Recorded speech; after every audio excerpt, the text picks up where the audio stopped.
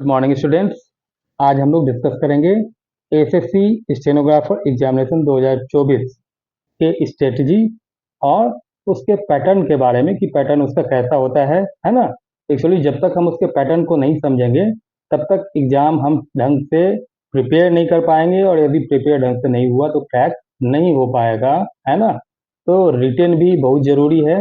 Retain के लिए syllabus दिया गया है ना। उसके हिसाब से हमको तैयारी करना होगा, क्योंकि एग्जामिनेशन डेट भी अब पब्लिश हो चुका है, जो कि 10th और 11th दिसंबर को दिया गया है ना। एग्जामिनेशन डेट इसका क्या है? 10th and 11th December. Time बहुत कम है, उसके हिसाब से प्रिपेयर करना होगा। तो आप लोग को एक स्ट्रेटजी बताते हैं कि कैसे उसको प्रिपेयर कर सकते हैं, है ना, कैसे उसको क्रैक कर सकते हैं। चलिए अब उसके बारे में चलते हैं। सबसे पहले उसके सिलेबस के बारे में हम लोग गौर करें, ठीक है। सिलेबस देख लें कि सिलेबस है क्या उसका एसएससी स्टेनोग्राफर एग्जामिनेशन का, ठीक है। तो सब्जेक्ट इसमें 3 रहते हैं, 3 पार्ट में होते हैं। पार्ट उसका 3 है। फर्स्ट पार्ट में रहता है जनरल इंटेलिजेंस एंड रीजनिंग, ठीक है। जनरल इंटेलिजेंस एंड रीजनिंग है, और ये कितना है? ये टोटल 50 क्वेश्चंस रहते हैं, और सब में 1 मार्क्स का होता है ईच। तो 50 मार्क्स का 50 क्वेश्चंस इसमें होता है, ठीक है। सारे क्वेश्चंस आपके मल्टीपल चॉइस क्वेश्चन रहेंगे, ठीक है। और एग्जामिनेशन कैसा होने वाला है? कंप्यूटर बेस्ड एग्जामिनेशन है आपका, ठीक है। तो उस पर भी ध्यान देना है। तो सेकेंड पार्ट में आपका रहेगा जनरल अवेयरनेस, जो कि 50 मार्क्स का होगा, और 1 मार्क्स ईच क्वेश्चन, ठीक है। और थर्ड पार्ट आपका जो रहता है क्वेश्चंस का, वो है English language and comprehension. Generally English language ही है, ये 100 मार्क्स का है, और 100 क्वेश्चन यानी कि 1 मार्क्स ईच, ओके। हर एक सब्जेक्ट के लिए कुछ बुक्स आपको हम सजेस्ट करते हैं, जैसे कि जनरल इंटेलिजेंस और रीजनिंग के लिए आर.एस. अग्रवाल का बुक काफ़ी उपयोगी सिद्ध हुआ है। तो आर.एस. अग्रवाल का बुक आप लोग ले लें। आर.एस.,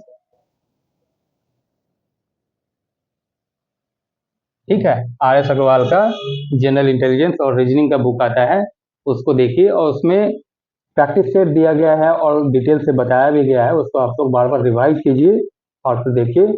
ओके, जनरल अवेयरनेस के लिए लुसेंट का बुक आपको सजेस्ट करूंगा।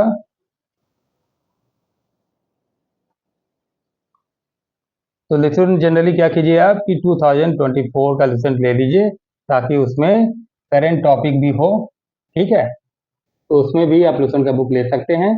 और थर्ड आपका जो इंग्लिश लैंग्वेज है और कंप्रीहेंशन, इसके लिए भी आर.एस. अग्रवाल का बुक आप ले सकते हैं,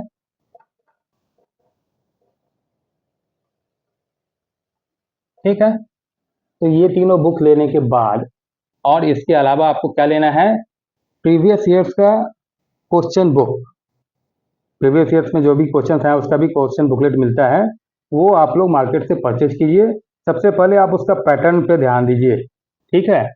तो जिस पैटर्न का आ रहा है और बुक मैंने आपको सजेस्ट किया हुआ है, उस बुक में उस टॉपिक को देखिए। जो जहाँ पे आपका मिस्टेक हो रहा है उस टॉपिक पे विशेष जोर दीजिए, ठीक है। उसको बार बार रिपीट करेंगे, देखेंगे उसको कैसे। यदि नहीं होता है तो हमारे पे भी कमेंट कीजिए, हम भी उसको पढ़ाएंगे अलग से शॉर्ट हैंड के अलावा, ठीक है ना।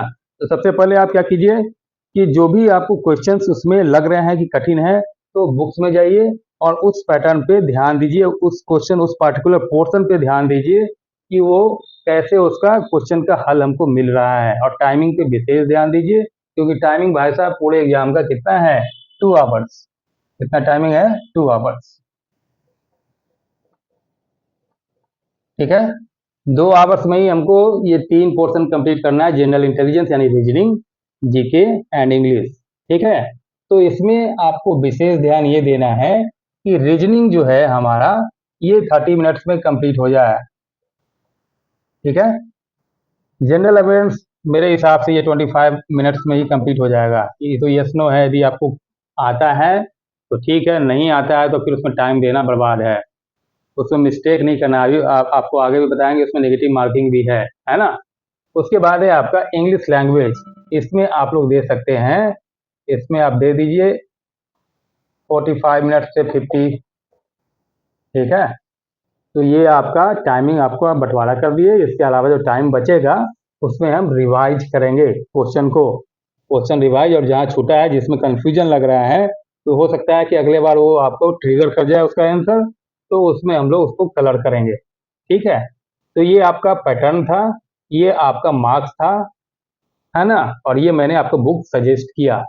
इसके अलावा और examination comprises of multiple type questions, objective questions रहेंगे इसमें, बोथ इंग्लिश एंड हिंदी में, ठीक है। इसमें नेगेटिव मार्किंग भी है, इस पे भी विशेष ध्यान देना है। एक गलत आंसर के ऊपर 1/3 मार्क्स आपके कट जाएंगे, है ना। यानी कि आप एक मिस्टेक यदि करते हैं तो 1/3 मार्क्स आपके कटेंगे, ठीक है। यानी 3 मिस्टेक आप किए तो एक आपका पूरा नंबर गया। तो नेगेटिव पे आप विशेष ध्यान दीजिए, 1/3 इसका नेगेटिव है। तो जहाँ कंफ्यूजन हो, सबसे पहले क्या कीजिए, जैसे एग्जाम स्टार्ट हो तो आप स्टार्ट कीजिए भाई साहब जीके, ठीक है। जीके स्टार्ट कीजिए। जीके स्टार्ट करने से फायदा क्या होता है कि आपका टाइम बचेगा।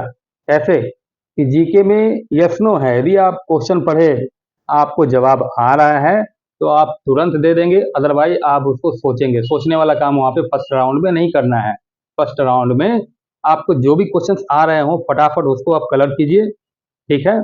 उसके बाद आप आइए रीजनिंग पे। रीजनिंग भी उसी टाइप का है, रीजनिंग में कोई डिफिकल्टी नहीं होती है। रीजनिंग मेरे हिसाब से जो प्रैक्टिस कर रहे होते हैं वो सारा का सारा रीजनिंग बना सकते हैं, बशर्ते कि टाइम का एक लिमिटेशन यहाँ पे आ जाता है। तो टाइम का मैनेजमेंट बहुत जरूरी है इसके लिए।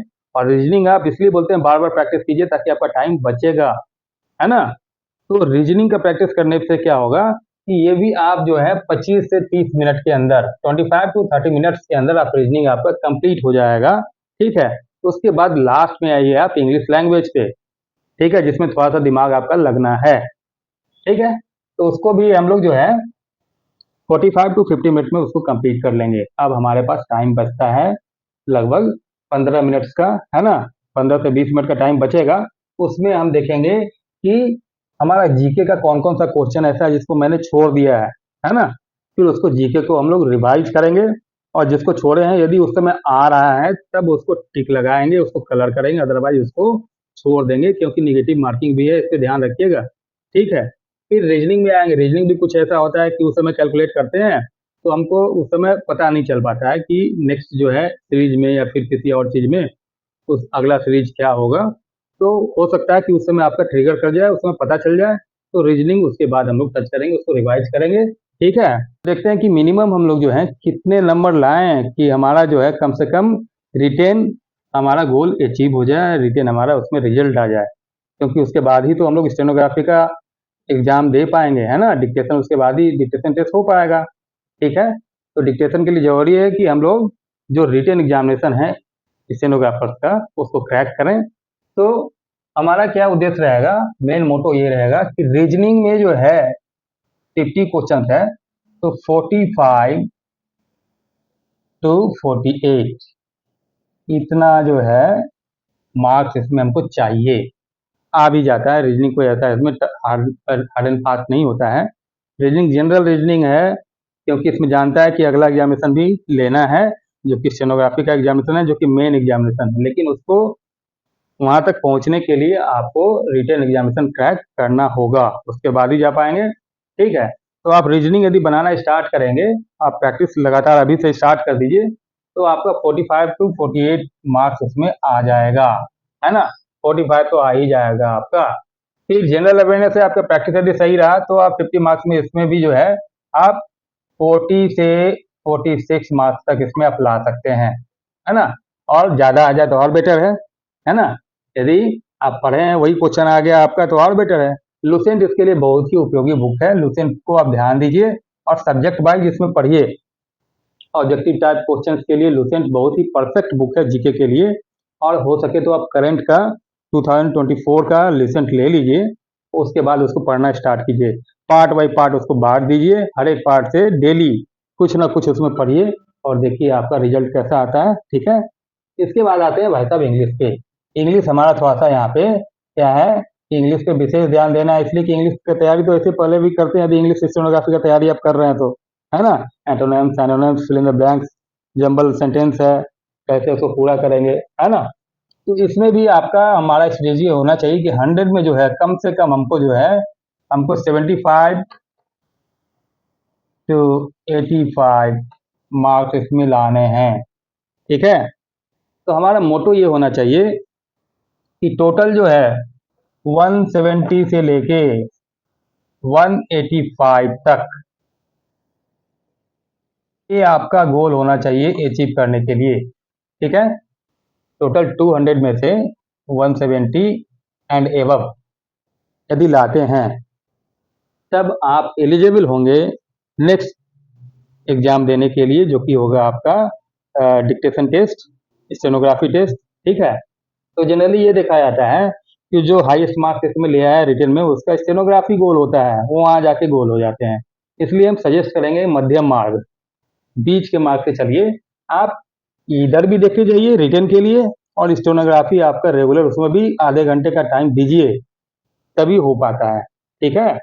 तो आप 170 का टारगेट रखिए, 100% अचीवमेंट मिलेगा आपको। 170 इधर हो जाए, 175, और उधर आपका शॉर्ट हैंड 80 और 100 आपका शॉर्ट हैंड उसमें होना चाहिए, उसमें भी एक्यूरेसी होनी चाहिए। वो कब होगा? वो भी तभी होगा जब आप उसको कंटिन्यू उसमें प्रैक्टिस करते रहेंगे। ऐसा नहीं कि इसका रिजल्ट आ गया, उसके बाद 2 या 3 महीने का टाइम मिला, उसमें हम स्टार्ट किए, तो बहुत ही मुश्किल हो जाता है, बहुत सारे बच्चे उसमें फंस जाते हैं।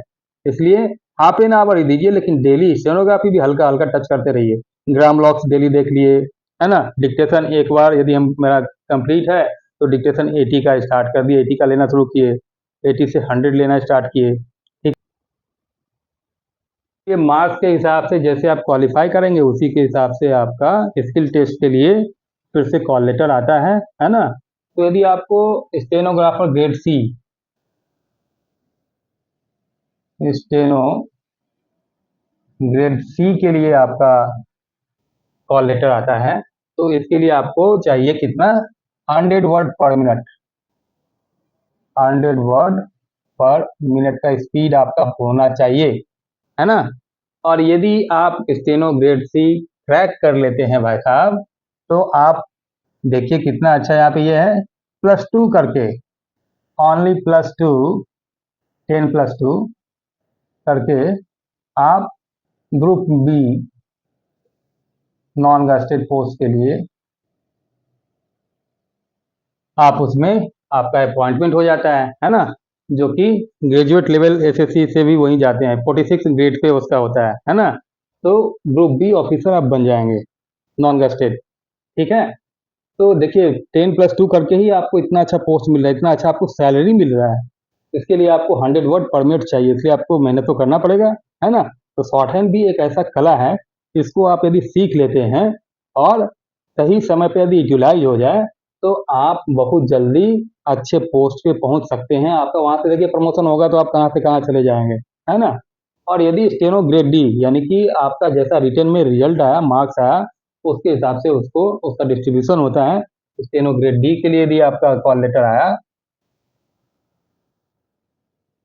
तो इसमें आपको 42 या 24, है ना, 42 इसमें भी होता है, ग्रेड सी में भी। और यदि मिनिस्ट्री में गए तो 46 ग्रेड पे उसका अपॉइंटमेंट होता है। स्टेनो ग्रेड डी जो है जनरली 24 के लिए ही है, उसका ग्रेड पे 24 100 है। ये नहीं कि स्टेनो ग्रेड सी मतलब ग्रेड सी पोस्ट है, ग्रेड डी मतलब ग्रेड बी पोस्ट है, वो क्राइटेरिया बांटा है, उसको डिवीजन किया हुआ है। तो स्पीड भी बहुत मायने रखता है, और उसके लिए आपका सबसे पहले रिटन का प्रिपरेशन भी मायने रखता है, ताकि आप एलिजिबल हो स्टेनो ग्रेड सी के एग्जाम देने के लिए, उसका स्किल टेस्ट को देने के लिए, ठीक है ना। तो हमको तैयारी इस हिसाब से करनी है, ताकि कम से कम हम जो है 170 से एबव मार्क्स ला सकें। जितना ऊपर लाए उतना अच्छा। टाइम मैनेजमेंट आपको करना है, जैसे मैंने बताया, और क्वेश्चन किस तरह से आपको आपको डील करना है क्वेश्चंस को, ये आपको देखना है। बुक भी हमने उसको सजेस्ट कर दिया है, ठीक है। तो आप इसी बेस पे स्टार्ट कीजिए। और शॉर्ट हैंड का हमारा क्लास तो चल ही रहा है। यदि जो स्टार्ट किए हैं तो उनके लिए तो हो सकता है मुश्किल हो, 80 का स्पीड लगभग ले आए। तो बाकी जिनका कंप्लीट है, तो डिक्टेशन के लिए भी हम जो है डिक्टेशन दे रहे हैं अपने यूट्यूब चैनल पे, तो उसको भी आप लोग देखिए, और कम से कम वही लिख लिया कीजिए डेली 2 बार 3 बार, तो भी आपका स्पीड उतना बना रहेगा, ठीक है। यदि एक बार स्पीड आ जाता है तो आप स्पीड बहुत जल्दी पकड़ लेते हैं, और उससे ऊपर भी जा सकते हैं यदि बार बार प्रैक्टिस करें तो। ग्रामोलॉक्स, फिजियोग्राफी, ये सब आपको डेली रिवीजन का चीज़ है, डेली रिवाइज कीजिए। या नहीं तो मेरा शॉर्ट वीडियो भी देखते रहिए, उसमें ग्रामर लॉस और फिजियोग्राफी हम दे रहे हैं, उसका भी रिवीजन आप लोग कर सकते हैं। ओके, तो आज के लिए इतना ही। Good luck.